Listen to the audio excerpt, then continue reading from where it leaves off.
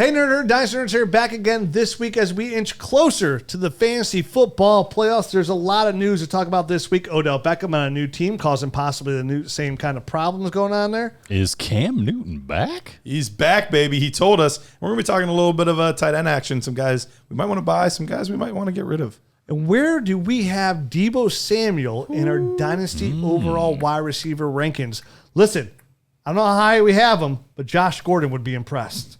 Ready, set, Welcome to the Dynasty Nerds Fantasy Football Podcast, where we discuss Dynasty strategy, rankings, and all things NFL. So get ready to geek out on fantasy football with your host, Rich Dotson.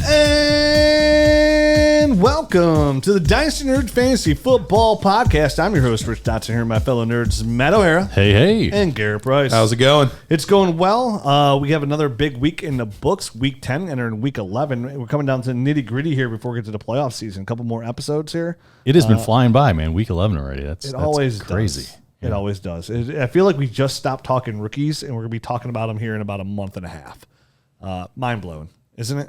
Oh, it's crazy. Every year it goes so quick. And you go through these cycles of like being so excited about talking about prospects, and then you get sick of them. And then you get so excited about the season, and then you're like, low-key just kind of want to start talking about prospects again. I can't wait to have like a full off season. Like we're gonna have the East-West Shrine game and the Senior Bowl and the Combine again. Oh, like that, I am super stoked for. And I think we'll be back at the Combine this year too. I know you went the year previously, and I think I'm going to go this year. I think, Jared, you're going to go down to the Combine too. We'll see if Matt can make it. He's a tax guy. Get his credentials. Yeah, we'll see. Hopefully they're not still COVID weird. Yeah. We should definitely be able to get Senior Bowl this year. We got them last year, so that shouldn't be an issue. Combine, we'll have to wait and see. It's all going to be here before we know it. Yep. Obviously, Senior Bowl's outside, so that's why you're probably able to get those pretty easily, and then the Combine confined in that little building. So this is the push. This is the official playoff push. You got week 11, 12, 13, and 14. So it's 4 more weeks here of the regular fantasy football season if your playoffs are 15, 16, 17, which is they should be if you play a 3-week playoff system, which most teams do. I know some only play 4, but still 4 weeks. That's a lot of time for people to make that end of the year push or to kind of like now start selling off some pieces here. Even though we're kind of a little bit past that point. But, when you get down to the trade deadline, if you have one, I mean, this is where there's always action in the middle of the season, but when people can taste it, right? Like, I'm so close. This is where you can start to get a little bit more advantage on your league mates where they might be playing hard to get, a little hesitant to make that trade because they're asking for, they don't want to pay what you're asking for. Well, desperation is it's a stinky little bitch. It's a stinky cologne. So here we are. We get closer, and every week we lose players. We're going to talk about some injuries here before we get into some of the news of the week. But before we do, let me guys ask you something. Let me ask you guys something. Christian McCaffrey this week, over or under 72.5 rushing yards? What do you think? Who are they playing? Yeah, who are they playing? That was going to be my question. But regardless, he's ramping up, right? Dude, he looked damn good. Yeah. Looked damn good. Looked like the old Christian McCaffrey. He looked back. So I'm gonna. So was that total yards or rushing yards? Rushing yards only. I think he can still get the over. Okay. I'll hit the over 2. It's close. Over worth 110 points on Thrive Fantasy, under 90 points. DeAndre Swift, over under a half rush touchdown. Now, this is a guy who got all the touches, all the carries last week, ran a ton of routes, looked like a premier Dynasty fantasy football running back 1. Do you think he gets a touchdown this week? I absolutely do. Yes. I'm going over. I'm going to go under. Under worth 115 points. And the last one, Lamar Jackson, over under 320 total yards, passing and rushing. I know this one. I know they have Chicago this week. So that's a pretty decent defense, but I still think he hits the over. After that terrible performance against Miami, he's going to be one to get that dub. I think bounce back week, yeah. I think he's going to go over as well. Nice. Now, these are all prop bets I just gave that you can actually go put your money on the line and your point total on the line. Where can you do that? You can do it at Thrive Fantasy. It's where you go, you prop up, thrivefantasy.com. Thrive Fantasy is a daily fantasy sports and esports app for player props. With Thrive, you can eliminate all those hours of research, Focus on those top-tier athletes that have the biggest impact on your games, like the players we just mentioned before. Now, they're going to give you 20 of those players. You got to choose 10 of those to build your prop lineup. Now, when you do, each one of them come with a point total. You know, that Christian McCaffrey, if you take the over, is worth 110, the under is worth 90. And whoever gets the most points wins the catch, because that's the thing. We're playing to win cash here. So whoever hits the most prop bets and rack up the most points win a share of that prize pool. And right now, we have a lot of good special offers, like always with Thrive, by using that promo code NERDS. If you deposit $10, you get 2 free $20 NFL or NBA contest tickets. If you deposit $100, you get 4 free NFL $20 tickets or NBA tickets. So it's literally, you're talking about $80 worth of extra money. And on top of that, they give you a 100% deposit match for brand new users. So if you put in $100, they're going to give you $180 for free to play with on Thrive. That's like some of the most money you ever hear of when it comes to some of these places you can go out there and put some money on. So right now, go download the Thrive Fantasy on the App Store or Play Store, or visit their website, thrivefantasy.com. Make sure you use that promo code NERDS so you get all of that free cash. And maybe you like some of those props that we gave you, and check out the rest of them, and hopefully you're coming away with that grand prize of $5,000. All right, now we talked about injuries. Injuries. I was ready. You were ready that time. I was ready. He was waiting that entire time. My mic might have clipped there. I don't know. You cut me off. I was going to say how terrible his sound effect was. I was trying to think of what sound effect I wanted to make, and I couldn't think of it in time, and that was the first one. It didn't sound good enough for a $5,000 giveaway. No. Maybe like a $500 giveaway. Maybe like a $5 giveaway. More money than I got right now. Yes, sir. Here's a hard nickel. Pipe down. Hard nipple? Whoa, Hard hey. nickel. Yep. Oh, nipple. Just one of them, though. Just one. It's not that cold. And so we always talk about, again, injuries. It's the war of attrition. Yeah, that's where we're at out here. I personally had a smoothie today. I'm good to go. You're good. I had a smoothie today too. Look at you. Yeah. Look at you guys. I'm trying to lose. You're not some getting weight. injured. I'm trying to lose some weight, so I've cut out lunch now. I've decided I'm completely cutting out food on my lunch at work, and I'm only going to you just said Just completely done cut out with- food. I Done had one with meal food. today. I'm starting to become a little chubby. I was gonna say You seem pipe down over there with you your looking me up and down. a little bit mad. Yeah. No, I wasn't gonna look you up and down and say Somebody's- you look bad. I said Somebody's you're looking at extra rolls on Thanksgiving dinner. Hey, what's up? Butter me up. Butter me up. So yeah, that's what I'm doing. But injuries are coming left and right. So again, it's this long push here. You know, everybody's still in it. You know, we don't know who's going to lose Robert Woods. We don't know who's going to lose Aaron Jones to the playoffs. So we don't know where that's going to stand and who's got the depth to get through this. And on top of that, we still have bye weeks all the way through week 14. So the fact that the playoffs are starting week 15, the week prior, you have a bye week. So there's a lot of opportunity here. The biggest news of the week is going to be Robert Woods out for the year, the torn ACL. Odell Beckham's dad came in there with the sledgehammer, took him out because, listen, his son has got to play and get the targets. And when he does, he can produce. That was a good sound effect. See, was that one better? Yeah. So Robert Woods is out, and obviously Odell Beckham signed with the LA Rams. Kind of a shock that he went there. Some people are going to say, hey, Robert Woods is out, Odell Beckham, this screams great for him, but they are two different receivers, right? They play two different games. I would actually lean, honestly, for me, I would lean a little bit towards Van Jefferson coming in there a little bit and seeing his increase, but Odell Beckham will come in here. We saw right away they want to get him involved right away this week. I'm not overly concerned on his usage. I think it was only 15 plays he played, but he's only been there for a couple of days. So even that was somewhat of a surprise for me. Well, they had to go to the no huddle pretty quickly in that game because they were just getting dominated, and not just on the scoreboard, but also time of possession. They were just running. San Francisco was running the ball over and over and over. I mean, it was like the Marshawn Lynch mentality of just over and over and over. Like that's all they were doing. So they had to go no huddle, try to conserve clock, and when you've been on the team not even a full week, that makes it pretty difficult. So I do expect him to be more involved in the game plan next week. It just was not the time for that to happen. And they're on bye this week, so that actually will help. True. That will help him, get acclimated to the offense a little bit during this bye week. But I mean, I don't know. I would imagine, like you were saying, Van Jefferson, I think, is going to be the guy that I think benefits for the next few weeks while he's getting up to speed.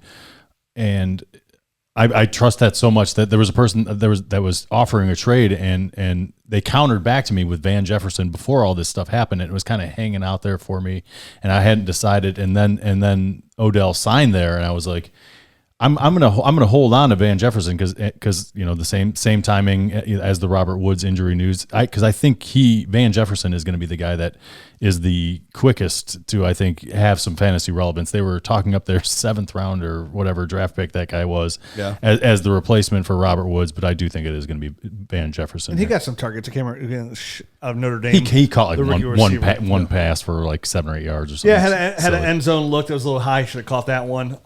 Even Van Jefferson last night, he was actually getting targeted a decent amount, but him, like most of the team, really had a case of the dropsies where he was dropping passes that could have been big plays. Ben Scourneck. Ben, thank you. Do you guys think that did they know about Robert Woods' injury prior to them signing Odell Beckham? It happened that Friday. It happened. I wasn't sure because I know it was happening like very simultaneously. I wasn't sure if maybe they had an inkling because it seems like they came out of left field to kind of come up, for Odell's services. They offered him $4 million. Essentially, they offered him the most. Like he's saying, "Oh, I want to go play there," but like every other team offered him the veteran minimum, and I think the Rams offered him $4 million. Like they're paying him the most. That's what it comes down to. No, I understand why he signed there. Like he's getting paid more money. He's in a better offense that's going to throw the ball more, and they're very throw centric. So I understand why he wants to go there.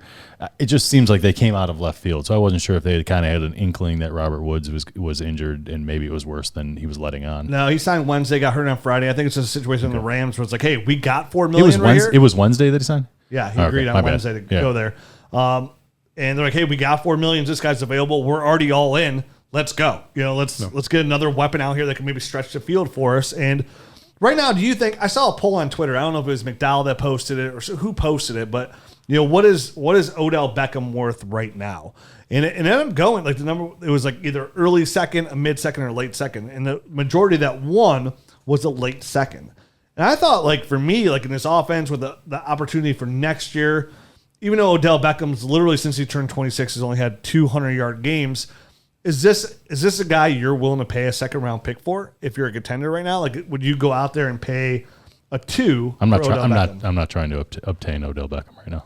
I think I'd be willing to take a gamble going in knowing that I could be lighting that pick on fire, but also understanding what the upside could be in an offense that just lost its number 2 receiver.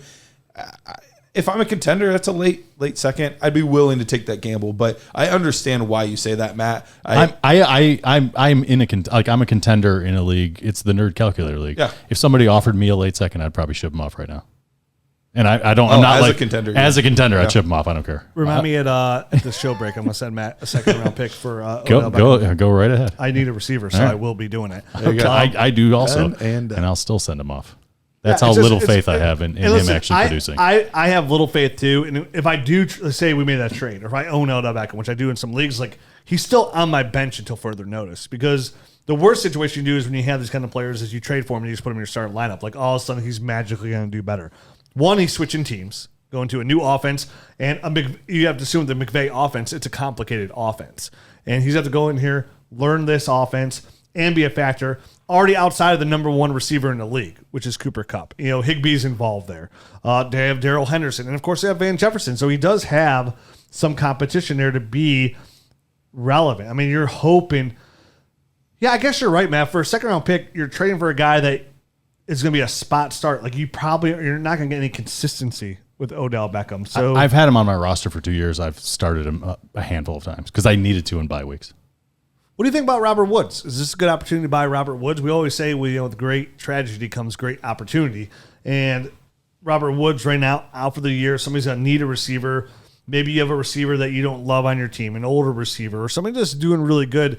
Would you be willing to bet on Robert Woods back in LA next year, who, when he went down, was a wide receiver 1 on the year, was wide receiver 12 going into the week. So Robert, they had the number 1 receiver and they had the number 12 receiver, 2 wide receiver ones here in LA. Odell Beckham probably will not be back there next year. Is Robert Woods, now due to injury, is he a good buy low? Do you think you could obtain Robert Woods for a second-round pick? And if so, say that was a price tag, the opposite, for a second-round pick for Robert Woods. Get a little bit up there in age. Would you pay a second for Robert Woods? If I'm a contender and I obviously don't need him this year, I don't think that's a horrible move because I think he'll end up being back there in LA and resuming whatever role he has this year. So I mean, so for that price, I think he's definitely worth it. So you're a little thin at receiver, like you're not going to use him next year, but like, hey, I can use his help next. Like thinking ahead for 2022 season. Hey, here's a second round pick, or maybe you're going to get a second round pick. Maybe there's just a receiver on your team that you can give up, and maybe you're not. Maybe you have a team that's just kind of struggle with injuries. You feel like you have a good team, little thin at receiver. Maybe you lost. Maybe a Calvin Ridley lost him. Mm-hmm. Maybe you have another receiver you kind of lost early, so you're out of it this year. You have a decent draft pick anyways. But like, hey, I can use Robert Woods next year because we all have those teams, right? Like your team's a contender 100%, but then you just get that injury bug that mixed with the bye week bug, and all of a sudden you win this as a championship contender, and here you are week 11 going, dude, I'm 3-8, and I'm out of it. But your team's good, or maybe your points for are really good, but your points against are the most in the league, and you have a solid team. But you know for a fact you use Robert Woods this next year. I think he'd be a good buy for either receiver I do not have to help lose my draft pick or a second round pick. Right. Obviously it gets tricky when you're projecting a whole year out. And then you're talking about a team that's not good. So you're going to be giving up a high second round draft pick as opposed to like a low second round draft pick in your first scenario. I see in the trade finder right now, he went for a 22-second, like literally yesterday. Right. But the draft next year is not the deepest draft either. So if you want to get, for sure production out of a second round draft pick, then I don't hate that move. Okay. The trickiest part in all of it, because overall I do agree I would do that, but we are talking about a receiver that is going to be turning 30 next year. This will be, I think they actually have an out in his contract either after this year or the year after. I'll have to look and see for sure. But you also have young receivers like Van Jefferson coming up. They did draft Tutu Atwell. I still don't know why. But they did draft him. That's funny because I forgot about that. You're right. Second round pick. There was plenty of things they could have used. That was not one of them. No. They hate second round draft picks. It's fine. They hate all draft picks. But so it would definitely have to be a contender situation because if I'm in a rebuild, I don't trust that in 2 years that he's still fantasy relevant. Could be, but it's a tough thing to trust. No way. This is strictly contender. I mean, I see a trade here in the Dynasty Nerds trade finder as well. Donovan Peoples-Jones for Robert Woods, which again, maybe you drafted Donovan Peoples-Jones in the third round, and you're a possibly contender next year. You have somebody you can give away for somebody can give you wide receiver 1 numbers at the very least, mid range to high end wide receiver 2 numbers for next year. Again, even if it's just 1 year, those championship windows come and go so quickly. They do. These are kind of moves that I would like to make. Another person goes on IR that's not shocking, hasn't really done anything in over 2 years, Julio Jones. At this point, is Julio Jones just completely washed? I mean, what is he, 33 years old? If a tree falls in the woods and lands on IR, but no one's there, like that's what it feels like to me. Like, I don't know, Julio, great career, Hall of Famer. Yep. And Hall of Fame fantasy asset as well, but he's done. You know what I mean? He's completely washed. Yep. So Aaron Jones sprained MCL. He's going to go on not IR, but he's going to miss a couple weeks. So he's going to miss. They're saying probably 1 to 2 games, but it's most likely for sure looking like 2 games when I'm hearing. And then they got the week 13 bye, so you don't get Aaron Jones back until week 14, which is right before the playoffs start. Which is obviously going to push A.J. Dillon, who looked pretty good. But even then, I mean, most of his fantasy production came off of his touchdowns. Talk about it, Garrett. Yeah. He had 2 touchdowns in this past game, and that was really where a bulk of his production came. He only had 66 yards on the ground. Did do a little bit through the air. Helps him. 4 catches, the idea? I believe so. Okay. And then like 60-some yards. So he had a decent amount of yardage on those receptions. But it's just tough to trust going forward. I just don't think he's like this league winner like people want him to be. We have to remember, this is Aaron Rodgers we're talking about. It's his team. And this is, for all intents and purposes, his last dance. So when it comes down to the end of the season and they're going to need wins, it's still going to be mostly Aaron Jones come playoff time. So if you just need somebody for a few weeks, I think he's going to be awesome. Yeah. But I don't think it's going to be this, A.J. Dillon superseding Aaron Jones like people are kind of assuming. I still think Aaron Jones is going to be the more productive fantasy back for the playoffs. I think A.J. Dillon is a volume back who's finally going to get the volume for the next few weeks anyway. So he's a short-term asset in my opinion. And I think it's a good sell window. I was going to say, feel free to sell. So yeah. Now, after this year, though, it could be very interesting. Aaron Rodgers could easily be gone. Devontae Adams could be gone. They could try to possibly go in a different direction, even though they just signed Jones to a deal. He's got 2 years guaranteed there. So, but who knows what could happen with all of that? So yeah, and that's the thing. Like if you're like, oh, A.J. Dillon 2023, that's a shot. That's going to be a really deep running back class already as it is. Like, sure. No, thank you. Like I'm using this window personally, unless I absolutely need A.J. Dillon for some reason, like. I had him on my roster, and now he just fell into my glorious lap where I could start him. I'm trading A.J. Dillon right away. Ooh. I mean, look at this trade in the trade finder. I just saw that. Trade finder. A.J. Dillon for Javonte Williams straight up. I would hit my kid upside the forehead to run to make that This trade. is me not having words for this. I don't even know shook how I can.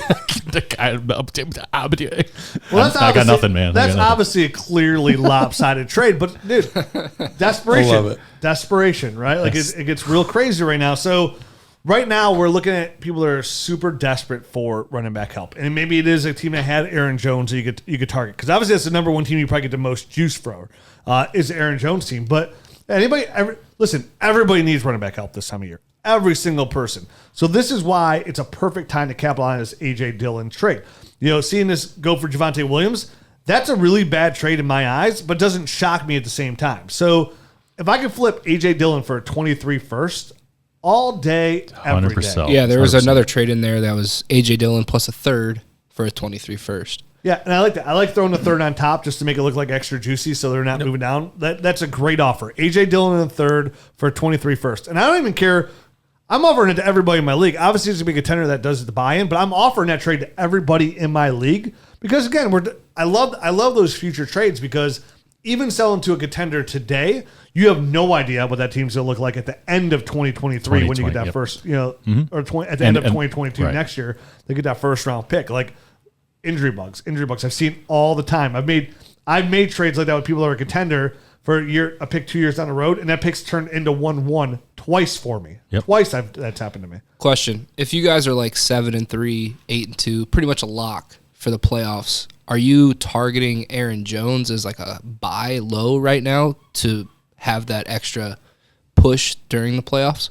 I think it'd be hard. I don't think he'd be a buy low. I don't think anybody's gonna really be selling by Aaron Jones. I mean, if I'm paying a common price tag of a running back of his caliber like this late in the season, a first round pick, I would do it, but that's the most I would pay. And I think you'd probably have to give 2 in order to get 0% chance I'd ever do that. 0%. I mean, there's very few running backs out there unless you're under the age of 26. Like I'm paying even 20, like under the age of 25 that I'm paying 2 first for. It's just too hard. It's too volatile of a position for me to be giving that much draft capital when I can just draft guys.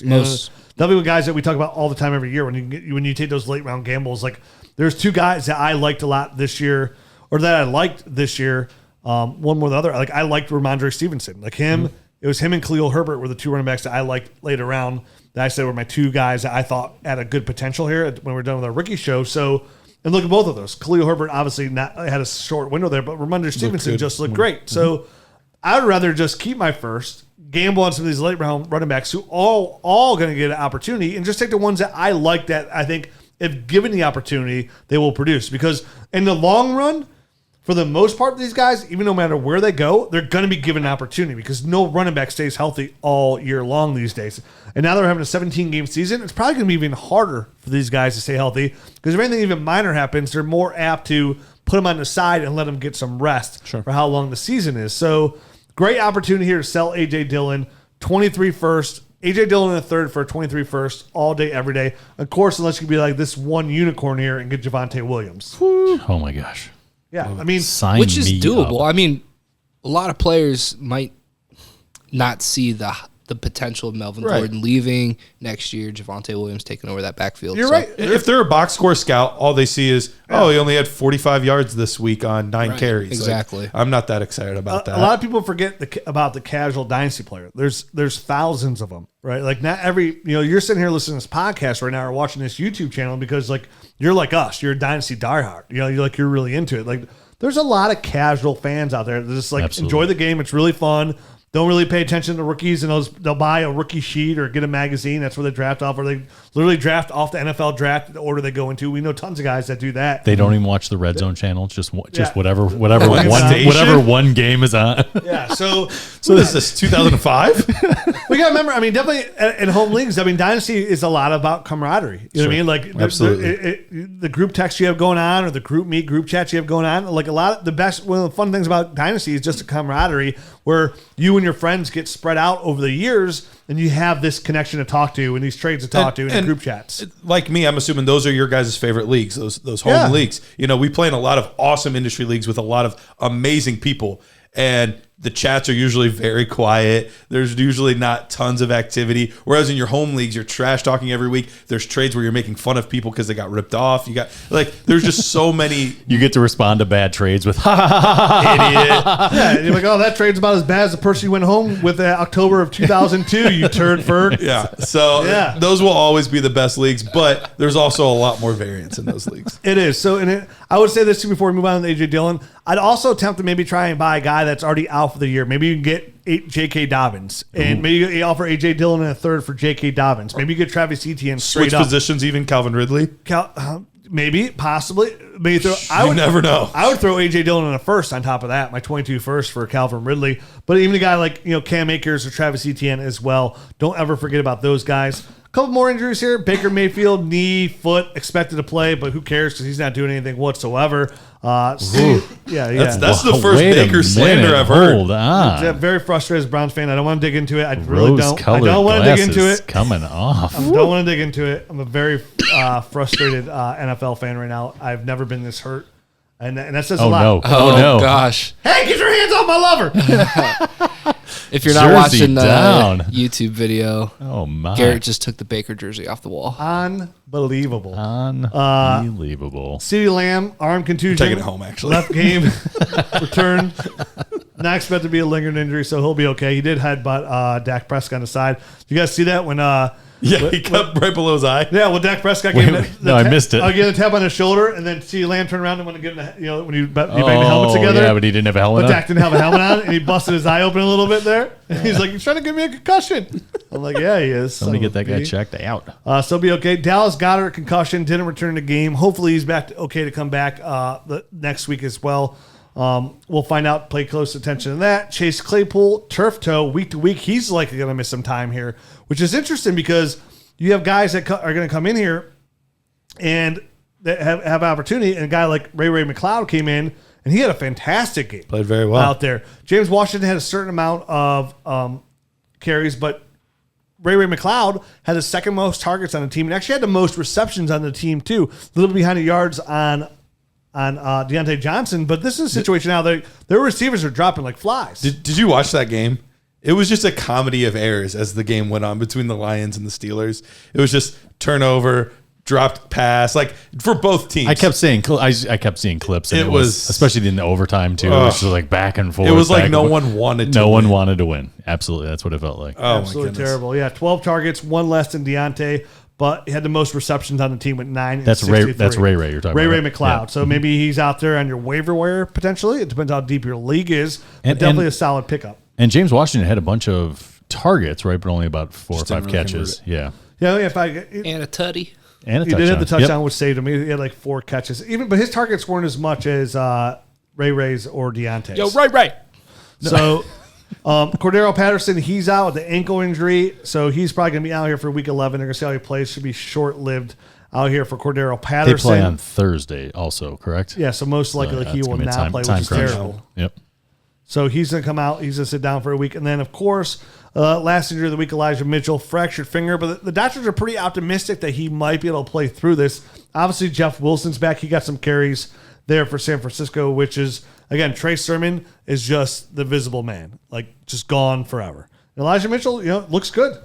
He absolutely does. Yeah. I mean, he's taken that job and literally run with it. So it's his job, I feel like, to lose now. Yeah, absolutely. I am really curious to see what Jeff Wilson does, though, if he gets to be the lead back this week. And would that then cause more issues like we've seen in the past? It always could, man. Split time with him and Mitchell, and then it's murky once again, and it that very well could happen. So brace for that. Yeah, and going back to before we move on here, I want to talk about Marcus Johnson real quick for the Tennessee Titans. Now, with Julio Jones being on IR, somebody else is going to be the number 2 receiver. Obviously, Derrick Henry's out as well. So when you're looking out there, Deontay Foreman out-carried Adrian Pearson, but the receiving position this week, Marcus Johnson. Who's Marcus Johnson? He's 6'1", 207 pounds, been in the league for 6 years. Has a total on the year 16 targets for 60 yards. He's 27 years old. But this last week, he played 38 snaps, ran 18 routes, and actually led the team in targets, with 5. Caught all 5 receptions, 100 yards receiving, which was good for 6.8 dot there. So if you're looking on your waiver wire, I mean, it's just him and then Nick Westbrook-Ikhine out there competing for targets. So if you need help on there, check Marcus Johnson. I looked at my leagues. He was on the waiver wire in every single league except for one. Same. So, again, a shot in the dark kind of player at receiver, but the fact Freak that for free. His athletic profile is freakish. Like, he ran 4.3. Like, he's a freak all around. for free, it's a really good play. It's Yeah. a really 4-3. I put a waiver wire 4-3. claim in every single league I was in. So every league I was in, I put a waiver wire Me claim in too. just to pick them up. Carrots in a So- lot of my leagues. I know what I'm doing on the way home. And then as far as like the Cordero Patterson injury goes, Patterson is going to miss any time. It was actually Wayne Gallman that came in there. Now, I know the coach came in there and said, well, it was a script kind of thing because we were down so much. It was going to be Wayne Gallman. But Mike Davis, man, he's faded away. Yeah, I mean, he didn't do anything. I mean, he came back at the end of the game last week, but didn't really do anything. Wayne Gallman kind of came over as the main running back in there. But again, I know Arthur Smith said it was a script-orientated thing going on there, but at the same time, I mean, this is a guy, since you go back all the way back to week 2, Davis hasn't even been a wide receiver running back too. Well, that script is probably going to be the same most games for Atlanta. They have not. I mean, I think they've won 4 games, but all of those games have been like contested, close games to the very end. Yeah, they're not blowing anybody out. Yeah, grinding so- out the clock or anything Yeah, like that. there's not going to be a ton of opportunities for Davis to just grind it. So Marcus Johnson, waiver wire pickup, Tennessee Titan wide receiver, and maybe Wayne Gallman can give you something just for this week until Cordero Patterson comes back. So let's move on. We mentioned Rhamondre Stevenson here just a little while ago, and now with Damian Harris, I mean, he had that concussion, so he's been out. He's probably going to come back this week, and we mentioned Rhamondre Stevenson, right? 6th-round pick, a guy that when we break down his rookie tape, this was a guy. He was higher than that, I believe. I think he was 4th round. Yeah, I think he was 4th. 4th round. Okay. So he came in. He was the man this week, and he looked really good. 20 carries, 100 yards, 2 touchdowns. Also impressive with the 4 receptions he had for 14 yards. Right. Now, 4 receptions, 14 yards. What's a big deal about that? Well, here's the thing. They got Brendan Bolden there, and they got J.J. Taylor there. They got a couple carries there as well. But it came to the passing game, Bolden should be the passing down back. But actually, Rhamondre Stevenson actually got 1 more target for him. And when it came down to targets, Brendan Bolden had 3 targets, caught all 3 for 38 yards. Rhamondre Stevenson had 5 targets, caught all 4 for 14 yards. And what's interesting here is this is not really Bill Belichick's like MO, right? Like this is what he usually does. If his first down, his second down running back, that's what they do, and then they usually don't do anything else. Different guy on 3rd down. Yep. So with Rhamondre, they left him in there a little bit. Comes in, plays really, really well. He's targeting in the passing game. Really, I'm pretty excited about this usage, and I think there's a lot of opportunity here for Rhamondre. That being said, Damian Harris is probably coming back this week, which is totally going to cut back into his time because Damian's going to get his carries as well, which kind of makes this as like a no-touch situation almost. Even though I know there's been a week, or was it 2 weeks ago, where both of them had over 15 points in the same That was game? against the Cowboys, I believe. Yeah. Was that the one that they both got concussed? No, that was a couple weeks before that, and then Rhamondre fumbled at the end of the game, and then went back into the doghouse for a week or two. He didn't even play the next week. Yeah. Yep. But the difficult part in this, I think you're right. I do think this is going to be a situation where it's going to be really tough to trust either one of these players. Belichick came on today, and based on his comments, it was a lot of, yeah, he filled in really well for Harris, while Harris was gone, like a lot of those types of phrases. So it definitely lended itself to Harris still being the main guy. But we know all it takes is one slip up and roles can be reversed very quickly.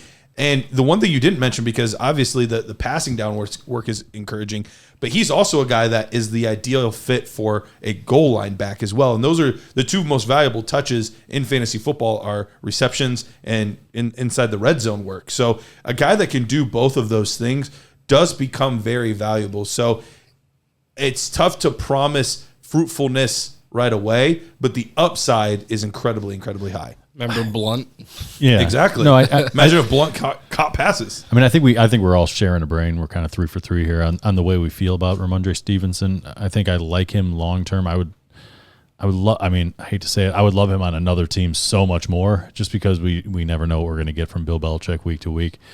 Regardless, like, he's so game plan specific, to their opponents, that they could just, next week, instead of grinding it out, it's a JJ Taylor week. They could be chucking the ball 45 times. You know what I mean? Like, whatever they need to do to beat their opponent and expose their weakness, that's what they're going to do. So it is very difficult to rely on any of these guys. But like you said, he does have the added upside of both being able to catch passes, and he's like 235, 240 pounds, and is a good goal line back to go along with it. He's not just 240 pounds of goo running out there. Right. So he can pound it home and get in the end zone. So he's a nice combination back. I would love him on another team, but unfortunately we're just going to have to deal with this, I think.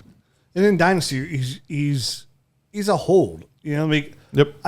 I feel like if you approach a team to buy Rhamondre Stevenson, they're going to want a little bit too much than I'm willing to pay. You're going to have to pay for what he could be. Yeah. Not what you're getting. Yes. And it's such a mystery backfield. They're definitely having Damian Harris, who's only 26 years old as well. So him being young, Rhamondre being young, it's kind of, you got to wait and kind of play it out. Unless you get them for cheap, it's not. I think what both of those guys have proven is when the other person's not there, they're very valuable. But when they're both there, they're going to end up kind of eating away at each other's workload, because they do a lot of similar things, and neither one of them is going to be super relevant. They're both going to be kind of middling backs. Yeah, this is Harris's third year, and he was I believe a third round pick. So that means next season is his last season under contract. And we know Bill Belichick doesn't always like to re-sign guys that might be in for a payday. And with how Harris has played this season, could be much of the same. So it'll be interesting to see how that part of it all plays out as well. So 2023 is when we're looking at Rhamondre Stevenson. But again, with the deep draft class, they could bring another guy in. So and then who could produce Rhamondre? Because when I scouted him, I said he was a hashtag 1 to 2 year window kind of guy that I liked. I said, given the right opportunity, this guy could produce for your fantasy team for about 2 years. That was my prediction, Yep. And here he is, already year one, kind of giving you something. So it's exciting there. Also here, for on the week, Cam Newton goes back to Carolina, which is kind of a big deal. Comes in, scores from the goal line. Actually has two touchdowns. First 2 touches. One was a rushing touchdown. The other one was a throwing touchdown. So what are we looking here like for Cam Newton? I was looking up. I picked him off the waiver wire in the Scott Fish Bowl. Oh, nice. Right when there was a rumor. The rumor was he's going to go visit Carolina. As soon as I saw that rumor, I went and swooped him up, because it was after the waiver wires for the Scott Fish Bowl, which gives me Josh Allen, Kyler Murray, and Cam Newton for this nice playoff push, because I'm already for sure going to get a first round bye because my team's super sweet. Nice. In the Scott Fish Bowl. 5-game win streak. Oh, nice. Yeah. Nice, dude. I'm going to get in there. Yeah, I hope you do. I hope all the nerds get in there. So what do you guys think about Cam Newton? I think for me personally, and I'd like to hear your guys' opinion on here, I think this really helps DJ Moore. I think this helps Christian McCaffrey. I think this helps the offense as a whole, because now you have an NFL veteran quarterback in there that knows what he needs to do, and it's going to be good enough to move the sticks out there. And his game is really stronger in that short intermediate game, which is really what we could see out of a guy like DJ Moore, where they could really utilize him in open space here. And I think this I think if he plays well enough, this honestly, for a team that needs the help, could put Cam Newton to sign another short-term deal and stay back in Carolina, where he's already got that built-in fan base. So this is a situation with Cam Newton. It might not just be this short window. Carolina's going to need help at quarterback again next year. Sam Darnold, even though he's getting paid next year because they picked up the option, I think he's getting paid $19 million. it still might be enough to pay Cam Newton on top of that. What do you guys think about Cam Newton in Carolina? So I don't know, and that's I know that's not a good answer, but I truly are you putting it back? He's smelling You forgiven him already? Did you kiss it? Rich is putting the Baker Mayfield jersey on the wall. There it is. It's back. It's back. He couldn't stand it being down for that long. I'm making a phone call this week. My brother-in-law does autographs for a living, and I'm going to inquire about Nick Chubb jersey put up there. There you go. Anytime. I think I might be the problem. Go on. You loved him too much. Can we get it in like a glass frame or something? Then it'll shine though. Frame The lights will reflect. It won't look good. Cam Newton, people. Cam Newton. All right. Cam Newton. I truly don't know what to think because in his last extended stop in New England, he threw for a whopping 8 touchdown passes over 15 games. Yeah. 8. That's terrible. Who's you throwing the football to? I don't care. I might be able to throw 8 Dude, touchdown passes. No, there was literally last year in New England, nobody. Nobody. There was nobody there. Wide receiver wise, it's the same core as this year other than Aguilar. No, they have Hunter Henry. I said wide receiver core. Okay, they have Hunter Henry. They do have Hunter Henry. We'll talk about him in a little bit. Kendrick Bourne's doing a little bit better. But Kendrick Bourne's still, doing pretty solid here. 8 passing touchdowns, that's absurdly low.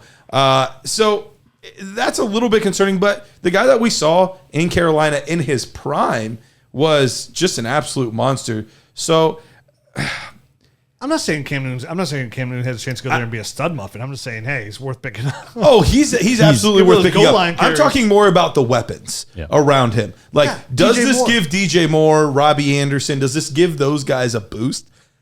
Maybe a tiny one. A tiny one. Have you seen Sam Darnold over the last 5 games? We just had to do was worth a second round pick. We cursed that dude straight to Hades and A didn't second even round deeper. pick, you mean 2 firsts? Whatever it is. That's it wasn't too much. good. The second round pick's It too wasn't much. good. He was hanging out Beelzebub. He's so low. Unbelievable. So I think it might be a slight bump. I don't know that it's going to be, now DJ Moore is a top 5 receiver and Robbie Anderson once again is a top 16 guy. And I think it's a slight bump. I don't think it's a huge bump. You know how good DJ Moore is? DJ Moore has been stuck in this giant piece of Tyrannosaurus Rex poo, right? Like we all saw Jurassic Park. We saw that thing when that Stegosaurus was laying on the side and she put her hand in it. That's what DJ Moore is, that hand. He's stuck in there, right? Like he's still wide receiver 18 on the year in PPR leagues. He is. Yeah. I have him on several teams. I'm aware that he's still a talented player, but Dude, get out the dinosaur hose, spray him down, and let Cam Newton just rain some just catchable, reasonable footballs for him. Let's get the ball in the cat's hands. I'm with Garrett. I'm confused because I don't know what to think.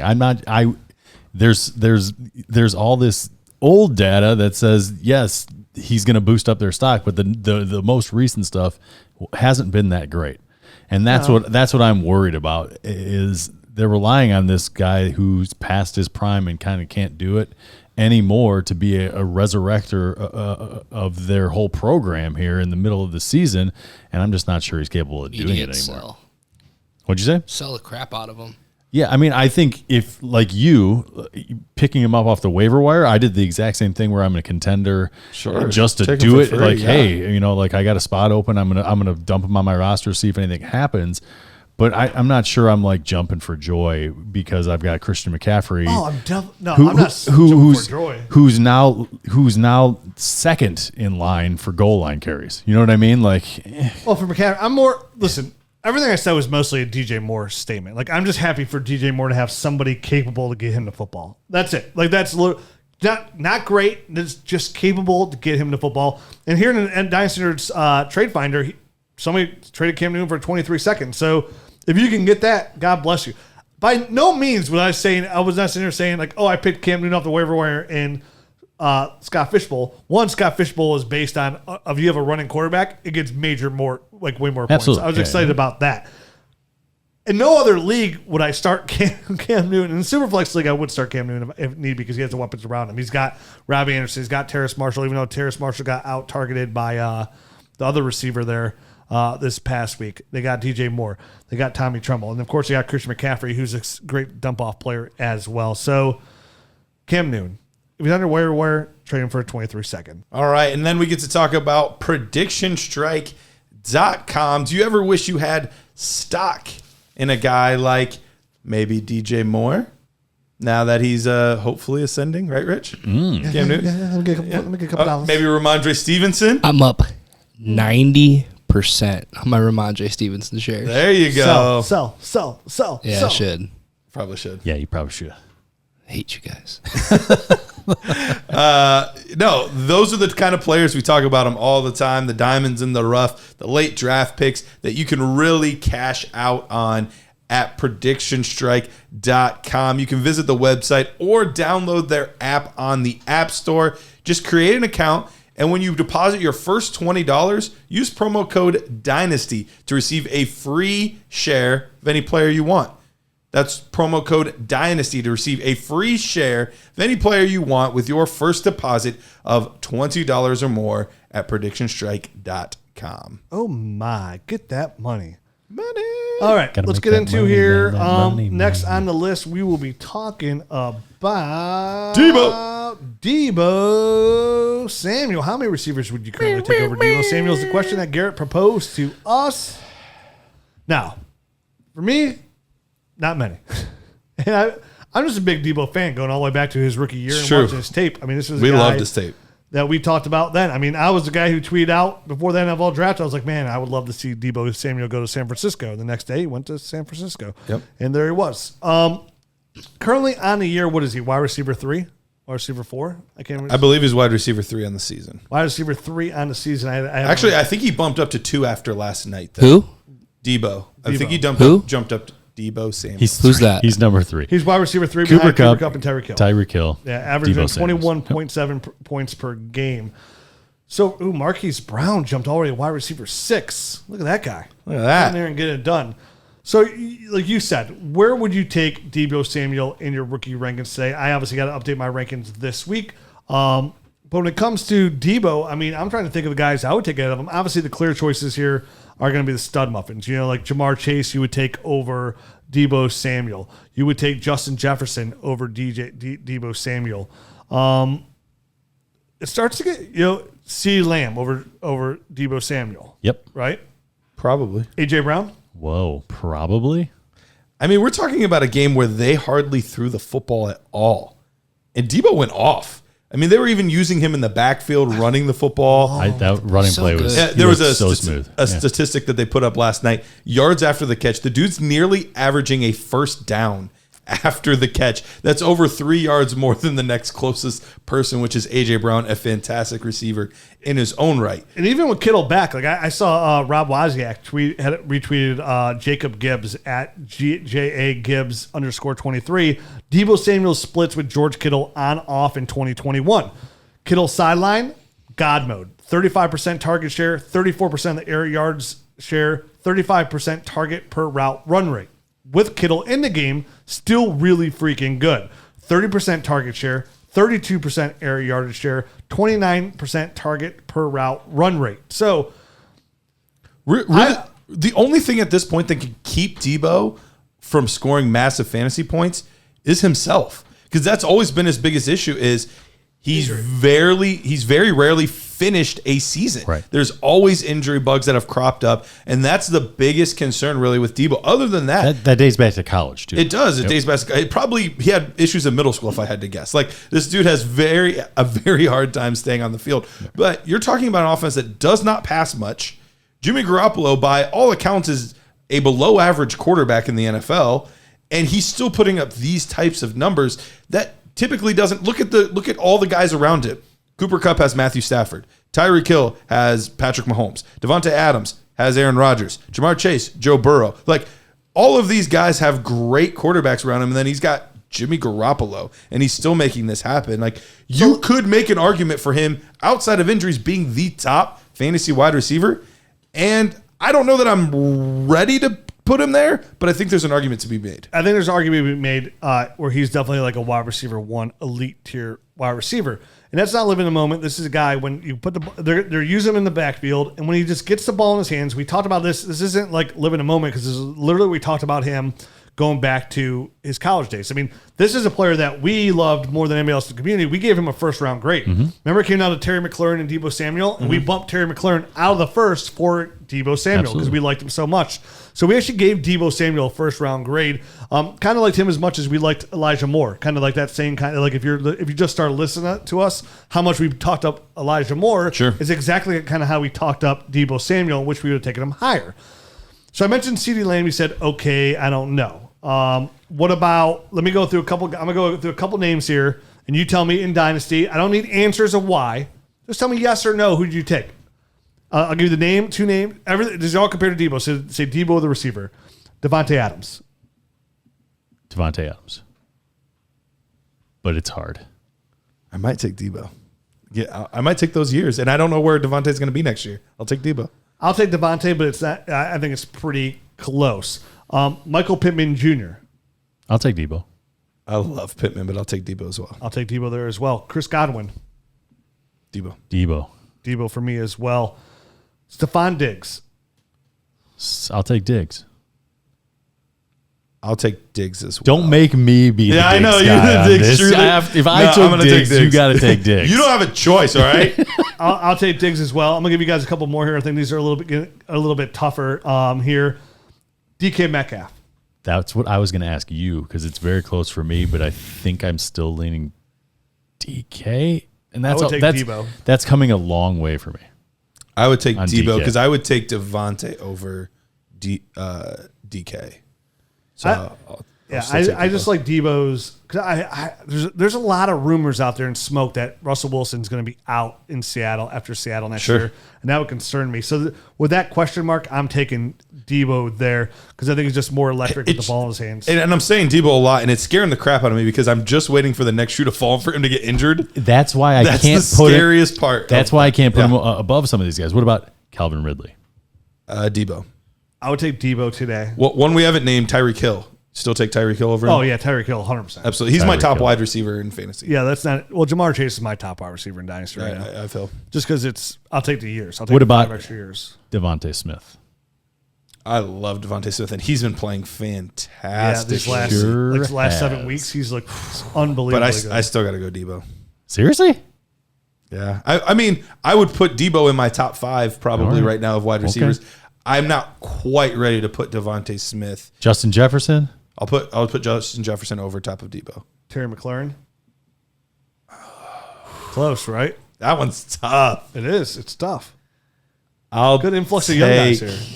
I'll take Deebo over Terry, though. I have Terry below Deebo. I do, too. I think Like I'd take below. it. I think I'd take Deebo as Guess well. where I put? Guess who's right below Deebo for me? Mike Williams. I almost put him on the show sheet this week because he's been MIA lately. I just had to mention him, but I I'm was really like- sad about his production lately. But I'm still going to find a way to put him in the show. I was It's fine. trying to be nice and not bring him up, No, but it's then fine. you brought him I'm up. sad. All right. Sad AF. but Just a couple more here. Deontay Johnson. Deontay Johnson is below Deebo. For Deebo. me. Yeah. Okay, agree. Then we have Deontay Johnson. Then Did you mention AJ Brown? Because I have AJ Brown. Let's go above him. next. AJ Brown. So again, you're talking about injuries. Yeah. AJ Brown's been hurt AJ Brown's a lot had that lately, problem too. significantly. I'm still He's gonna so big take and strong. Come on. AJ Brown. Yeah. I would take. AJ Brown is Brown. similar to They're very similar, but to he's Deebo, the second on. but he's bigger and stronger. yeah, I think here's the thing with Deebo though. Like he is so dynamic, and Kyle Shanahan knows it. And just look what we saw like yesterday when some of the things are going wrong. They are manufacturing touches for Deebo Samuel. They know how electric he is with the ball in his hands. They're making so for a team like, hey, we got Jimmy. We can't run the ball. We can't throw the ball as much. We still got to get Deebo the ball. They're giving him 4 carries and he's scoring. He looked like their and best running back. Yeah, and really he's getting did. carries He in did. the red zone too. So Great point. They are manufacturing stuff. He is electric. The only thing that doesn't allow me to put him, it's the injuries. It is what Garrett talked about. It's the number one thing. It's in the back of my mind. It's nagging me, and it's saying you can't put him above him because when he gets injured and disappears, and then all of a sudden Brandon Ayuk is the guy that they're manufacturing touches for, and he looks amazing. Like where does that leave you? You know what I mean? Where the heck does that leave you? Is he a product of this system? is he that good? I think he is personally that good, and then they're manufacturing things for him. But when he goes down and Brandon Ayuk looks amazing, I throw my hands up in the air and I don't know what the heck to do. He's 25. He's not injured to the point where like I'm that concerned. No, yet. but he's like, gonna. I'm taking a talent. No, but it's like you can mark it down. He's going to miss 3 or 4 games at some point because of some sort of but tons soft of players tissue miss that. issue. You know what I mean? Like it's like so many players miss a couple games here and there every year. Like almost all. Like what? What do you think of the main guys out here? 80% of them miss at least 3 games in a year. Probably at least right around there. Like Probably. it's such like it could just be for a minor thing or this. Like it just happens where like every player in the long run misses a couple games a year. I think Jarvis Landry just missed his first game like this 3 weeks ago due to injury. Well, let's not trade him away then. You know what I mean? But like almost everybody is missing some time, and I get it. You know what I mean? But like he's not to the point where like I'm that concerned yet. Like he's not Will Fuller. You know what I mean? He's not buying pet dispensers to make sure he get out here and play football. So take off. Anytime we can get a shot in there. Yeah. Take off the fact of the players who take how much draft capital alone would you give up for Deebo Samuel? Oh, easily 2 firsts, and then some. It's got to be 2 firsts, then some. Yeah. I mean, gosh. I would be willing to give 2 firsts, 1 in 22, 1 in 23, and then 2 seconds. Would you like give up? I would give do 2 2 seconds. seconds? I would do first. Say you got to give up a player. Would you give up 2 firsts and Brandon Cooks? Yes. In a heartbeat. Would you give up 2 firsts and Tyler Lockett? That's a lot. Yes. Tyler Lockett just signed that long-term extension, but again, I'm worried about Tyler Lockett's Russell old Wilson. though. Tyler Lockett's what, 29? Yeah. 2 firsts and Keenan Allen. No. I wouldn't do that either. I wouldn't. Keenan Allen's still way too productive at this point, and Okay. he's attached to Justin so we're looking at like older guys like I'd Adam give Thielen, one. like I'd Adam maybe Thielen. give 1 and Allen. But I'd be interested in that. I don't think I could do 2 and Allen. So all in all, this whole conversation really boils down to Deebo Samuel, Top 5, an absolute 6, monster. 8. Let's call him to be safe a top 8 dynasty fantasy wide receiver. Okay. He's a wide receiver 1. Guess where I got him at? Is this the new DJ Moore / the new Stephon Diggs? No, because I love Deebo. It is his injury. It's his injuries. I know. I want to put him higher than that based off of talent and what I think I can get out of him, but I'm hesitant. There's a good core of receivers here in dynasty fans. Like, there's a what about really what nice about core. is he above Mike Evans for you guys? Yes. Yeah. Absolutely. Because of his age and Keenan Allen, same thing because of age, Yeah. right? Not necessarily because you're expecting more production. I'm looking through like his game logs of not even just this year. The amount of games that he either has like 5 catches and 60 yards and or a touchdown is like such a drastic amount. Even through like halfway through his rookie year on, even the few games he played last year, like he's just been productive week in, week out. Like he is just so consistently productive. Amari Cooper in him. Deebo. Yeah, Deebo. Okay.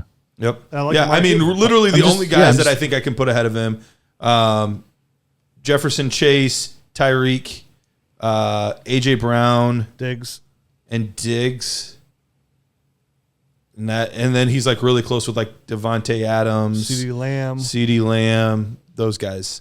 Terry Right now. McLaurin's in that. Terry kinda, McLaurin's Calvin right in there. Ridley's in that Yeah. range there. So yeah, I mean Michael Pittman Jr. honestly I is love in that Michael range Pittman there Jr. because he was so scored a cheap lot. in the offseason. Michael Pittman was, if you didn't buy Michael Pittman Jr., you done messed up.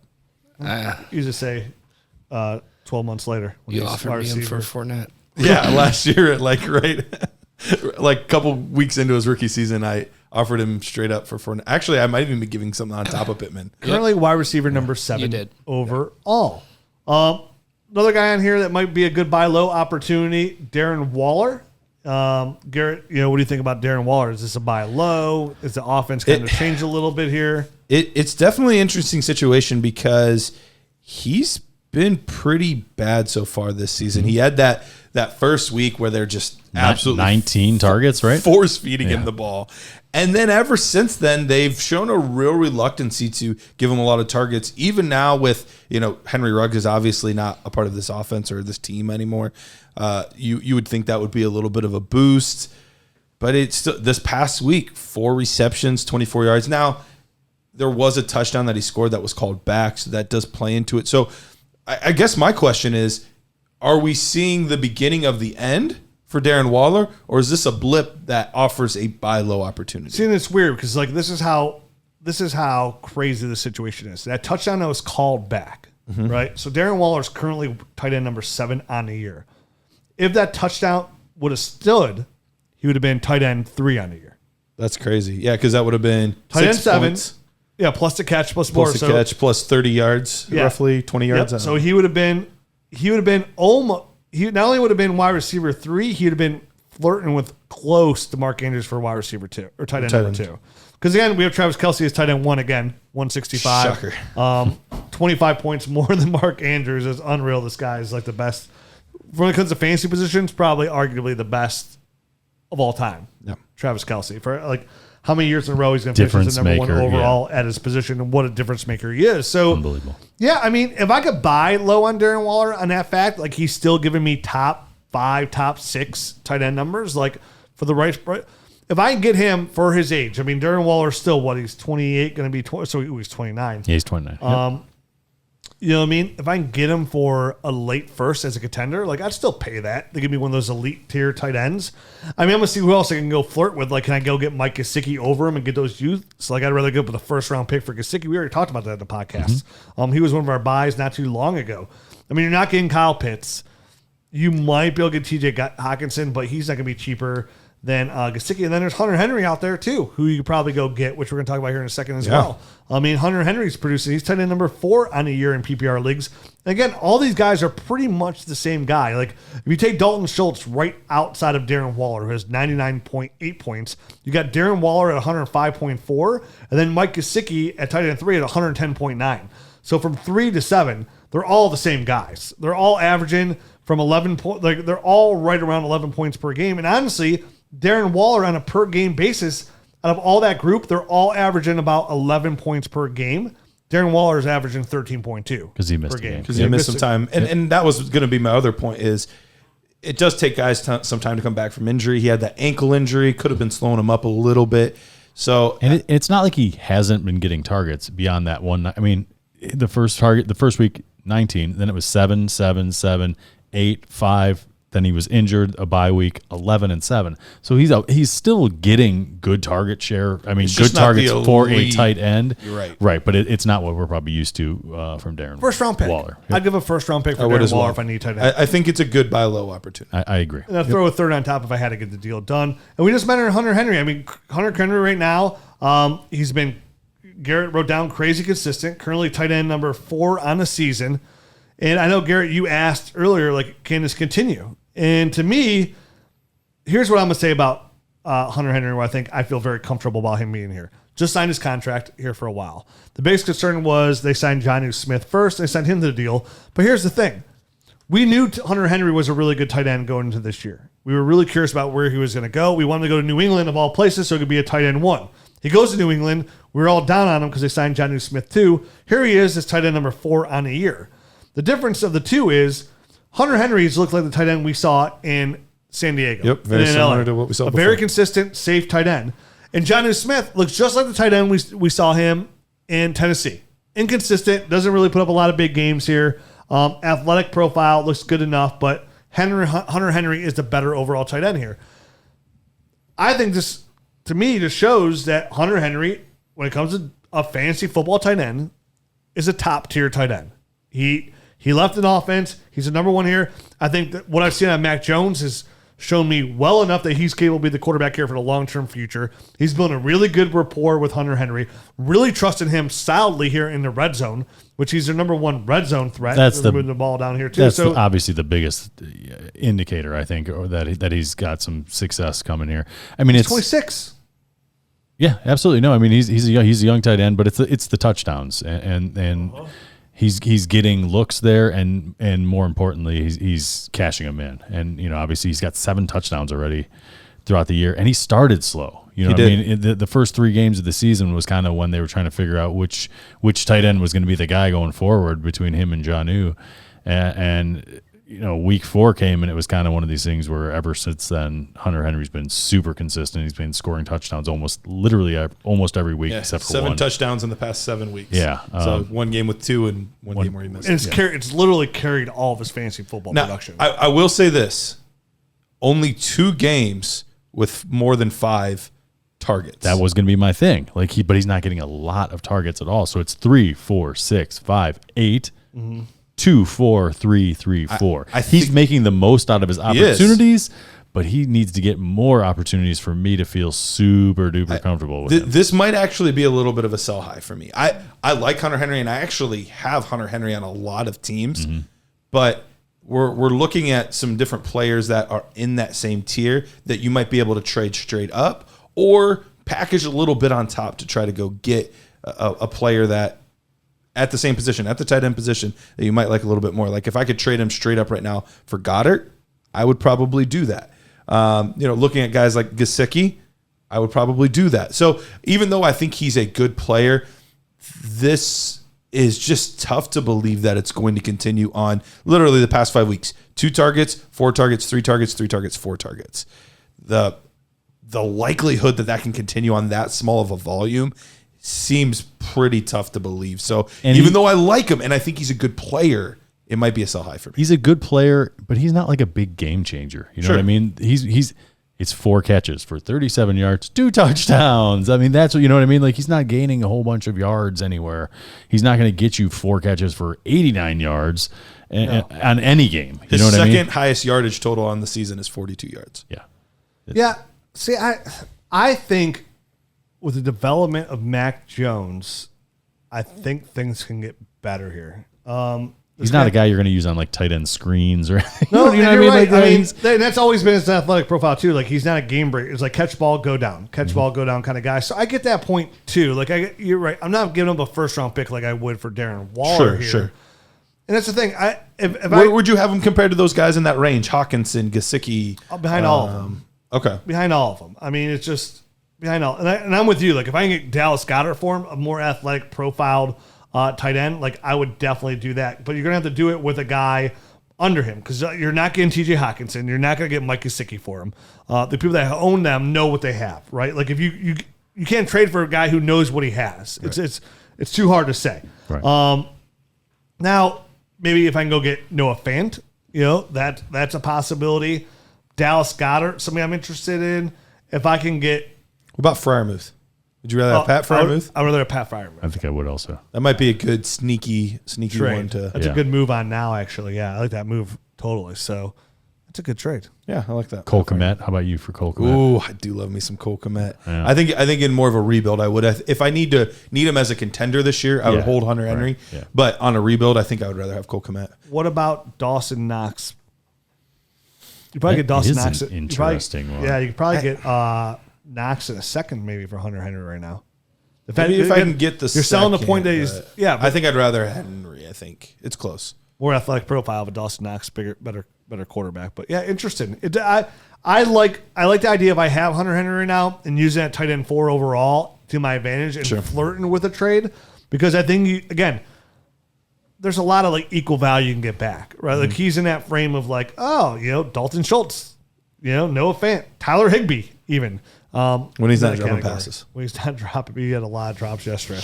One right into the defender's arms. Yep, he said, "Yep, there you go, have a touchdown." All right, well that's it. We're done with this episode. We'll be back next week talking about going into week 12, nitty gritty here. We now will be doing our Nerd Herd episode, talking about a couple buys, maybe a couple sells here in the next episode.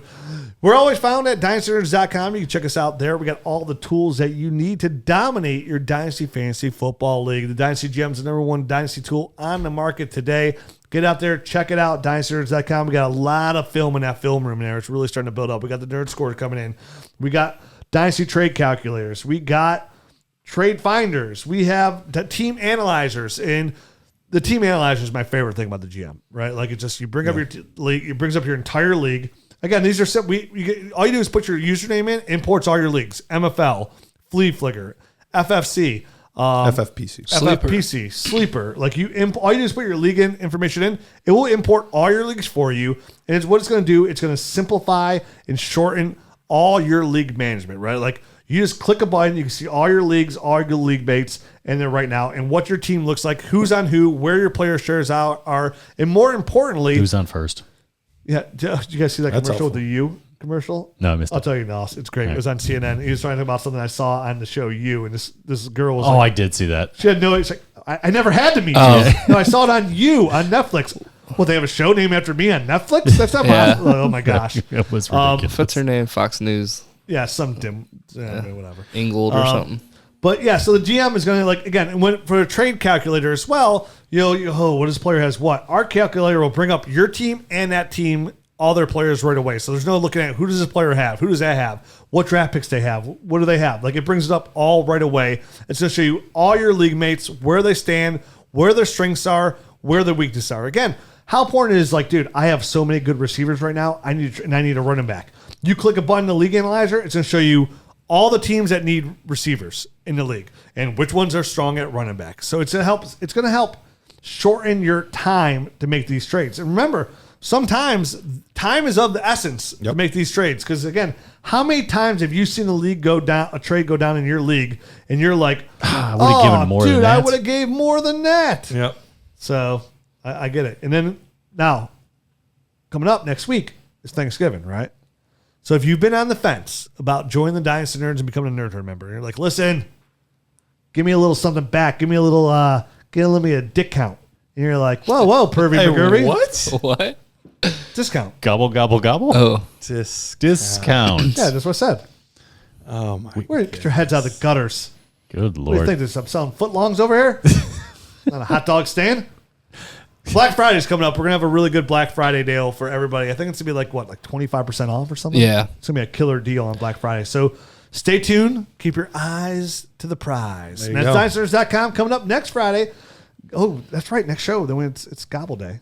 Gobble, yeah. gobble, gobble, gobble, My gobble. favorite gobble. holiday. I love Thanksgiving. me Thanksgiving's some your favorite? Thanksgiving. Dude, I get to watch. I get to literally lay on the couch all day, eat myself till I'm a disgusting mess of all the food I love, and watch football. Yes. all See, day. Most years, that's like my big travel holiday, so it's not as fun for me. But this year, I actually think I get to stay at home. Oh, God bless and have you. people come to me, Yes. which Dude. would be pretty great. Dude, all the things I love, right? I don't have to go to work. I get to eat nonstop all day, delicious food. Take naps. Don't forget the And naps. I get to watch football. And this year we're renting a cabin up in Michigan, so all the families gonna be up in a cabin. I just get to be pampered. I'm just Pamper me. how's the TV Feed me situation? grapes. Oh, two situations real good. you- this is a pretty nice you cabin. made we sure. got. You made sure. You're Dude, me and smart. my brother-in-law this is my spot right here. This is your spot right here. We're in the All woods, but we're not in the woods. day long. So, all right. We'll be back next week. Make sure you look for that promo. Make sure you check out DynastyNerds.com and subscribe to our YouTube channel. Why? Because you can see how ugly I really am. See you next week. Adios.